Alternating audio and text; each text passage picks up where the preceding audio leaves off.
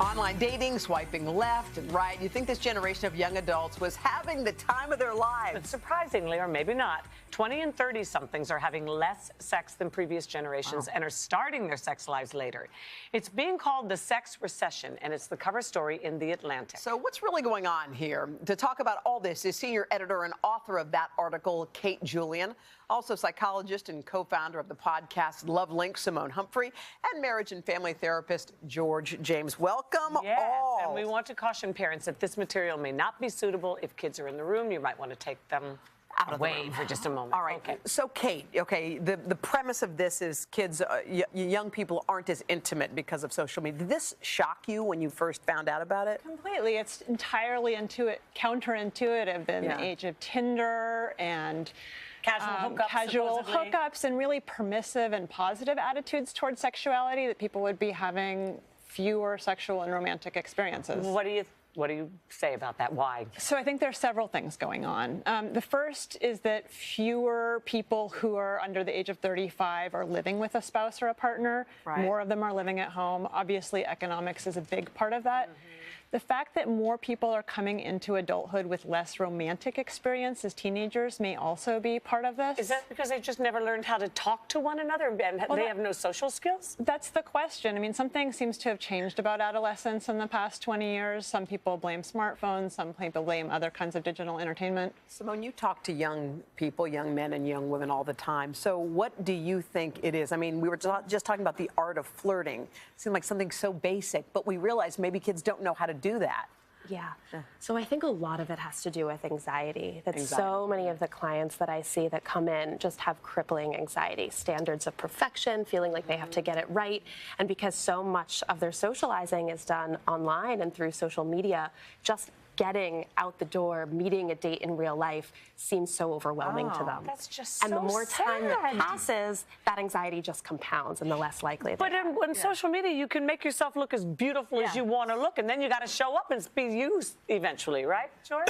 Yes, I mean, that's true, but a lot of the young men that I deal with are either dealing with heartbreak and don't know how to get over it, or they think the other guy is having more sex than they are, and they keep comparing themselves, and that anxiety, as Simone mentioned, keeps increasing. And, you know, the other part is that they try to replicate things that they see on TV instead of being in the moment. I mean, I've been caught that way where, like, I'm trying to capture the moment. Like, I remember you saying both. I'm trying to capture it instead of actually being in the moment and being there. Okay, here's something that's off point, but is it okay that they're having less sex? Why does everyone need to be having sex all the time? Maybe they should be on a slow road and, you know, Absolutely. So when we're talking about teenagers, some parts of this are definitely positive. The teen pregnancy rate is way down. The percent of people who say that their first sexual encounter was wanted is up. Those are great things. The problem is that many of the people that I talk to in their 20s aren't choosing other things. They're just having trouble connecting with people. So ultimately, this isn't really about sex. It's about intimacy. Connection. Well, I was going to say that's going to impact every aspect of their life, not just their sexual life, right? Absolutely, yeah. And I think that the key to good sex is to having a safe, secure, and trusting relationship, and this just isn't happening. So what if I have a child who's 12 or 10? I want to make sure my child can make connections. My child is on the phone. I mean, I was in the park the other day. Everybody's on the phone. I know. Everybody is buried. So what's the, short answer, what's the answer? One of the things I think parents can really share with their children is some of their own love stories. Like, how did you connect? How did you meet your partner? What were the good things? And even some of those things that didn't work. Because we have to teach our children how to connect, how to choose a partner, how to be in a relationship, and even to just take the first step. That's the biggest part, that they're so fearful and overwhelmed that they don't take that step to say hi. Yeah. They're terrified of being rejected. And I think once people get into their 20s, online dating apps are a sort of interesting part of this. It seems like it would make it a lot easier to connect, but they don't work that well for some people. If you don't photograph well, if you're not super secure, it can be tough. And a lot of people I talked to said that it's making it harder to actually make a move in real life because they've become this sort of expected and accepted way to make those connections. I met my husband on an elevator in 2001, and I told that story to a lot of the women that I talked to, and they sort of sighed and said, oh, I would love to meet someone that way. And I said, well, what would happen if somebody talked to you on an elevator? And they said, I would think it was really weird because we're just doing this all the time. You know what? See, that's so romantic. You met her in an elevator. One of my dear friends, her daughter was on a train, and she came home and she said, Mom, the weirdest thing happened.